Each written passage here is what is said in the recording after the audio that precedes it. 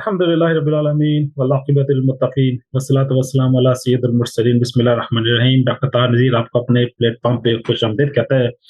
नाज़रीन, आज हम फ़ौजी और अस्करी अजारादारी के हवाले से बात करने का फ़ैसला किया है।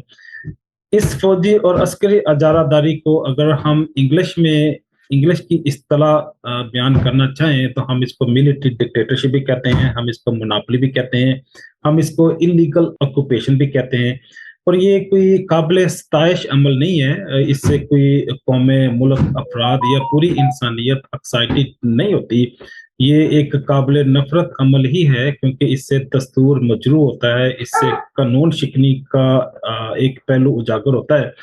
तो इसलिए फौजी और अस्करी अजारादारी को मैं समझता हूँ कि दुनिया की किसी भी महज़ब कौम में, किसी भी शाइस्ता कौमों के अंदर इनकी तारीफ नहीं की जाती, इनको पसंद नहीं किया जाता। तो बात को आगे बढ़ाने से पहले हम हमेशा की तरह यहाँ पे भी इस नुक्ते की थोड़ी-सी तशरीह कर दें कि हम बिल्कुल किसी के खिलाफ नहीं है। हम इल्मी एतबार से किसी मखसूस उन्वान पे मवाद इकट्ठा करके, तो जो मेरी और मेरे स्टाफ की या मेरे अदारे की समझ में आता है, वो कोशिश करते हैं हम बेहतरीन अंदाज में आपके सामने पेश करते हैं। फैसला फिर क़ारीन पे छोड़ देते हैं कि वो हमारी बातों के बाद जो भी नतीजा, जो भी फैसला अख़ज़ करना चाहें, वो कर लें। तो ये अजारादारी या गुलामी जो है, ये क्योंकि आज़ादी की ज़िद है, तो सम टाइम ऐसा भी होता है कि आप एक ज़िद की तशरीह जब करते हैं, तो आपको असल उन्वान, असल मौज़ू समझना आसान हो जाता है। तो अल्लाह पाक ने इंसान को आज़ाद पैदा किया है।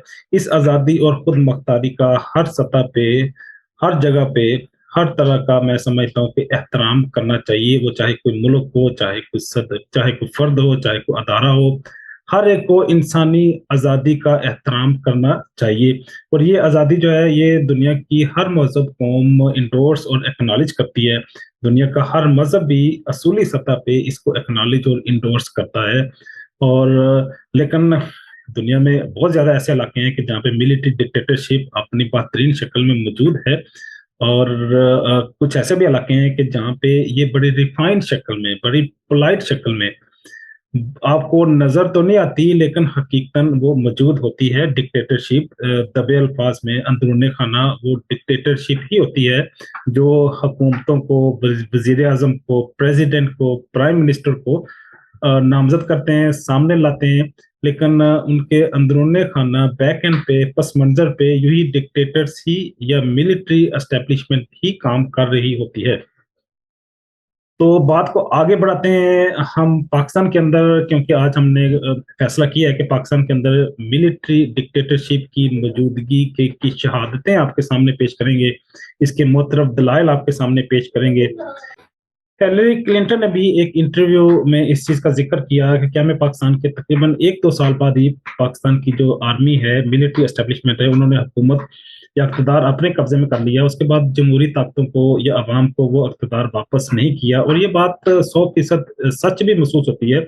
हम इसका नज़ारा और मज़ारा भी करते हैं कि एक साहब को लाते हैं, फिर उसको हटाते हैं, दूसरे फ़र्द को फ़ाइज़ करते हैं इक़्तिदार के ऐवानों में, फिर उसको हटाते हैं, फिर तीसरे को लाते हैं। तो ये इन्होंने बारियाँ बाँधी हुई हैं, लेकिन असल में जो मुक़्तदर ताकत है, मुक़्तदर हल्का, वो कोई और है। पस मंज़र में कुछ और ऐसी कुव्वतें हैं जो हुकूमतों को बनाती और बिगाड़ती हैं। इंतखाबात में जीतता कोई है, ऐलान किसी का हो जाता है, हुकूमत कोई जाके बना लेता है। तो ये सारी जो दुकानदारी है, ये सारी जो धंधेबाज़ी है, इसको अब अवाम और लोग समझना शुरू हो गए हैं। आप तो इस पे ज़ुबान भी खोलते हैं, लोग इसका बरमला अज़हार भी करते हैं।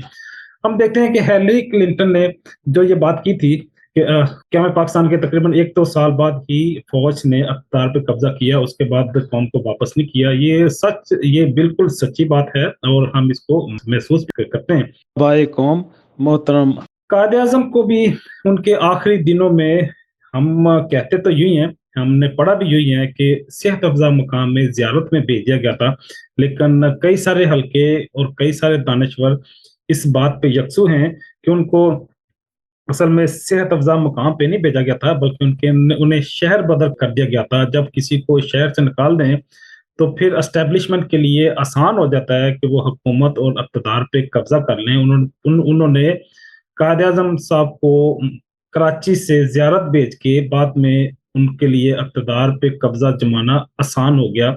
जब वो वापस आए कराची में तो उनको लेने वाली एम्बुलेंस भी ख़राब हो गई और उनकी जो बहन है फ़ातिमा जना वो भी इस चीज़ का शिकवा करती रहीं और मक्खियाँ हमारे कायद पे, हमारे रहनुमा पे बिन बनाती रहीं, तो बड़ी कसम-पुरसी की हालत में उनकी वफ़ात हुई। उसके बाद सिर्फ़ ये नहीं कि कायद-ए-आज़म के लिए ज़िंदगी तंग कर दी गई, बल्कि फ़ातिमा जना को भी इसी मिलिट्री डिक्टेटरशिप ने बदनाम किया, बल्कि गुजरांवाला के अंदर तो एक सियासी रहनुमा ने एक कुतिया को भी उससे तशबीह दी और मैं समझता हूँ कि ये मादर मिल्लत की तौहीन थी। तो ये क्यों हुई?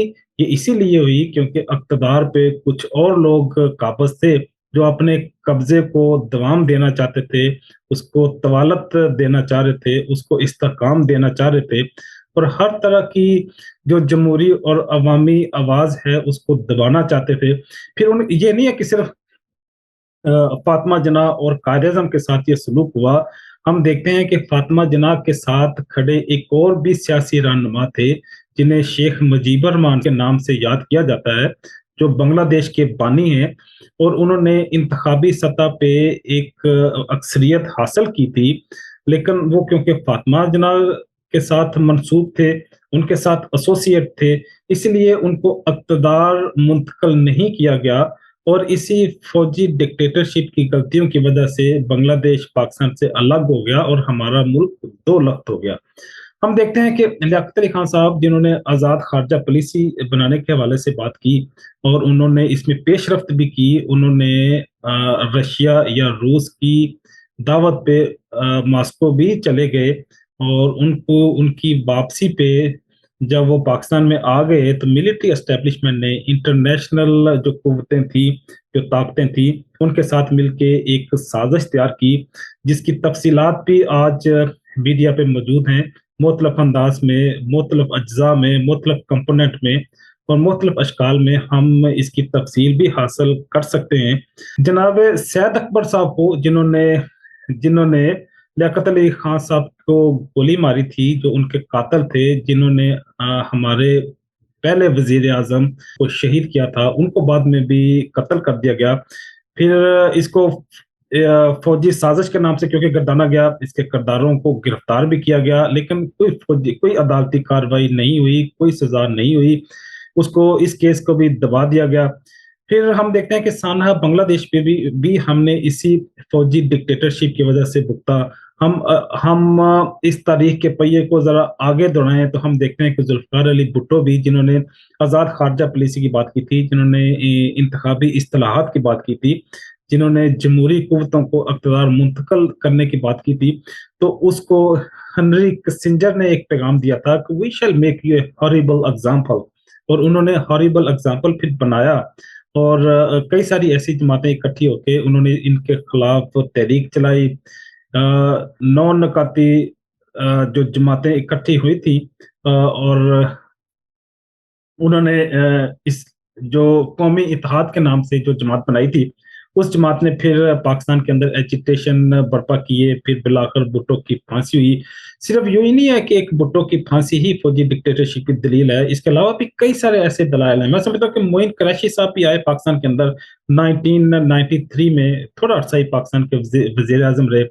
शौकत अज़ीज़ साहब पाकिस्तान में आए, वो तकरीबन 3 साल तक पाकिस्तान के वज़ीर-ए-आज़म रहे, 2004 से 2007 तक। तो ये पाकिस्तान के अवामी नुमाइंदे तो नहीं थे, ये भी मिलिट्री एस्टेब्लिशमेंट के कंधों पे बैठ के पाकिस्तान पे सवार हुए थे, पाकिस्तान पे मुसल्लत हुए थे। तो जब वज़ीर-ए-आज़मशिप इनकी खत्म हुई तो ये उन्हीं के पास ही वापस चले गए, उन्हीं एस्टेब्लिशमेंट के कंधों पे सवार होके, उन्हीं मनाज़िल की तरफ वापस लौट के जहाँ पे ये वापस आए थे। तो ये भी मिलिट्री एस्टेब्लिशमेंट की मैं समझता हूँ कि एक दलील है। बेनज़ीर भुट्टो हैं, पाकिस्तान की वज़ीर-ए-आज़म हैं, वो दिन के उजाले में शहीद होती हैं, उनको गोली मार दी जाती है। फिर उनका इल्ज़ाम जो है एक बैरून मुल्क मुक़ीम जो लश्कर है या जमात है, उन पे इल्ज़ाम धर दिया जाता है। उनके गवाहान को भी कत्ल कर दिया जाता है।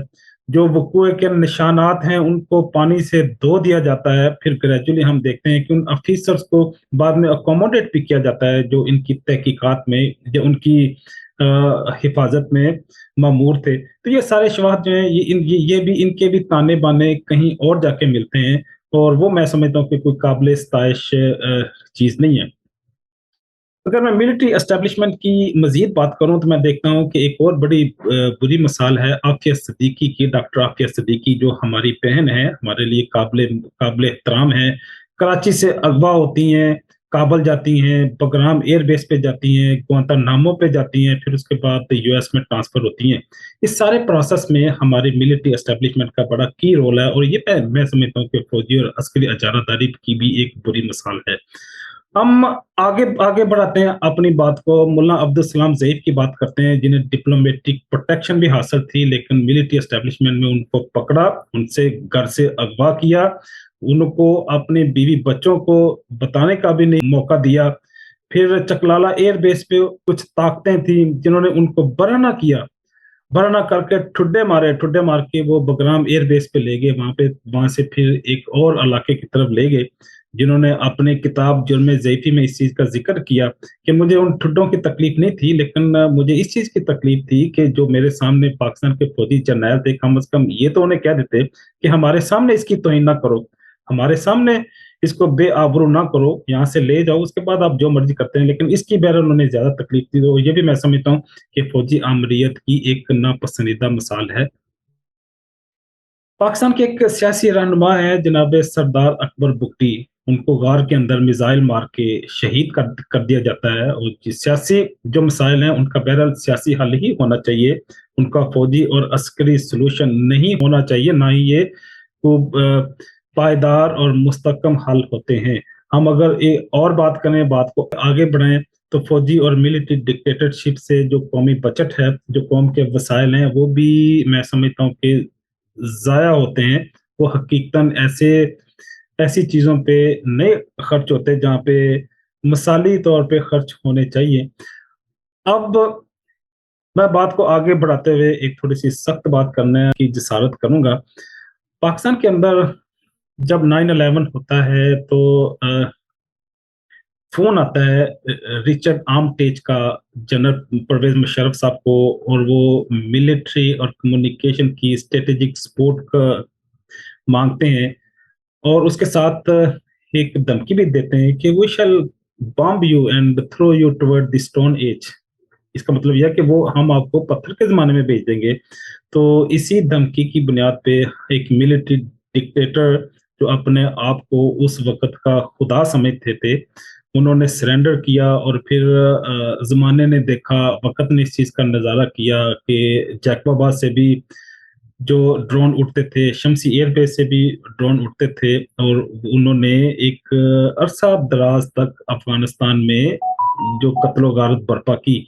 इसी मिलिट्री डिक्टेटरशिप ने इन्हीं मिलिट्री एस्टेब्लिशमेंट में वाना का ऑपरेशन किया, फाटा का ऑपरेशन किया और कई सारे बेकसूर लोगों को मारा। यूं ही डिक्टेटरशिप जो है, यूं ही मिलिट्री एस्टेब्लिशमेंट बलूचिस्तान के अंदर अब में कई सारे ऑपरेशन करती है। लोगों को नामालूम समझ के या नामालूम कुव्वतों का नाम दे के नामालूम जगह पे ले जाते हैं, लेकिन अब तो सारे जानते हैं ये नामालूम कुव्वतें कौन-सी हैं, ये नामालूम अदारे अदारे कौन-से हैं।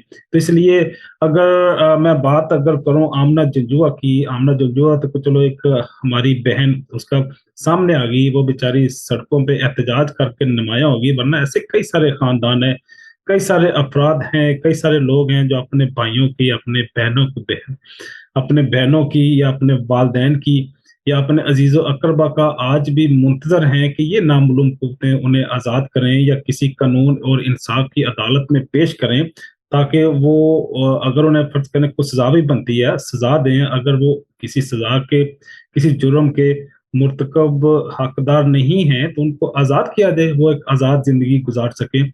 लेकिन ये डिक्टेटरशिप की मैं समझता हूँ कि बदतरीन मिसाल है कि वहाँ पे कानून और इंसाफ की इजारादारी, कानून और इंसाफ का फुकदान होता है और वहाँ पे कानून शिकरी अपनी बदतरीन शक्ल में मौजूद होती है। ज़्यादा दूर ना जाएँ, अभी इसी साल की बात है, रजीम चेंज हुआ, رجیم چینج کس کے کہنے پہ کس نے کیا، یہ بھی اب راز کھلنا شروع ہو گئے ہیں۔ عمران خان صاحب خود کہتے ہیں کہ وزیر اعظم میں تھا تو کس نے کس کو خط لکھا، کس نے کس کو کہا کہ ہم آپ اس کو چینج کر دیں، تو اس کا مطلب ہے کہ پاکستان کے اندر حکومت تو کسی اور کی ہے، اس ملک کو تو کنٹرول کرنے والا کوئی اور ہے، مقتدر طاقتیں اور مقتدر ادارے تو کوئی اور ہیں، وزیر اعظم تو کنٹرول نہیں ہے، وزیر اعظم کو تو ہٹانے کے لیے کسی مخصوص قوت کو، وہ قوت کون سی ہے، وہ ملٹری اسٹیبلشمنٹ ہے، ملٹری اسٹیبلشمنٹ کو پیغام جاتا ہے کہ آپ اس وزیر اعظم عمران خان کو ہٹا دیں، اور ایسا ہی ہوا، عملاً حقیقتاً بھی ایسا ہی ہوا، اس کو ہٹایا گیا۔ عمران خان صاحب خود کہتے ہیں کہ ان کے سامنے 3 آپشن پیش کی گئی، وہ 3 آپشن کس نے پیش کی یہ ہم بھی جانتے ہیں، یہ عمران خان صاحب بھی جانتے ہیں، جنہوں نے وہ آپشن پیش کی وہ بھی جانتے ہیں۔ ہمارے جو سپریم کورٹ کے دروازے تھے آدھی رات کو کس نے کھلوائے، کس نے ججوں کو لا کے عدالتوں میں بٹھایا اور عمران خان کے فیصلے کو، جو اسمبلیاں برخاست کرنے کا، اسمبلیاں توڑنے کا فیصلہ تھا، اس کو واپس کرایا، یہ کس نے کرایا یہ بھی سب جانتے ہیں، میں بھی جانتا ہوں، آپ بھی جانتے ہیں، اور لوگ بھی اس چیز کو جانتے ہیں۔ تو اس کا مطلب ہے تو پاکستان کے اندر ملٹری اسٹیبلشمنٹ موجود ہے، پاکستان کے اندر فوجی اور عسکری اجارہ داری موجود ہے، وہ چاہے دبی ہو، چاہے پس منظر میں ہو، لیکن یہ ٹھیک نہیں ہے، اس کو بہرحال کبھی نہ کبھی کسی نہ کسی شکل میں کسی نہ کسی دروازے سے نکلنا پڑے گا، تب پاکستان کے اندر آئین اور قانون کی بالادستی اور عدل انصاف کی بالادستی قائم ہوگی۔ اسی پیغام کے ساتھ ڈاکٹر طاہر نذیر آپ سے اجازت چاہتے ہیں، ملتے ہیں زندگی کے کسی نئے موڑ میں، نئے مواد کے ساتھ، نئے عنوان کے ساتھ، تب تک کے لیے اللہ حافظ۔